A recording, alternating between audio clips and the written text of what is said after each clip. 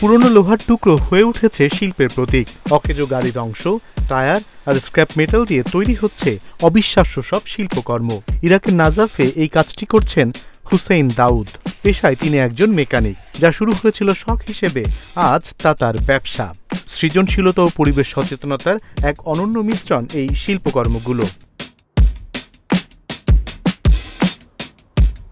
দাউদ নাজাফের বিভিন্ন কর্মশালা, বিশেষ করে মোটরসাইকেল মেরামতের দোকান থেকে উপকরণ সংগ্রহ করেন। সেখানে পাওয়া ফেলে দেওয়া ইঞ্জিন, টুলস সহ নানা অংশ তার শিল্পকর্মে নতুন জীবন পায়। হুসেইন দাউদের স্বপ্ন, এই স্ক্র্যাপ আর্ট একদিন ছড়িয়ে পড়বে সারা বিশ্বে। পার্ক, রাস্তা আর জনসমাগম স্থলে বার্তা দেবে ফেলে দেয়া নয়, পুনর্জীবনী প্রকৃত সৃজন। সম্প্রতি হুসেইন দাউদের এক শিল্পকর্ম, একটি রেঞ্জ ধরা মুষ্টি স্থাপন করা হয়েছে আল কাদিসিয়া প্রদেশে, প্রকৌশলীদের প্রতীক হিসেবে।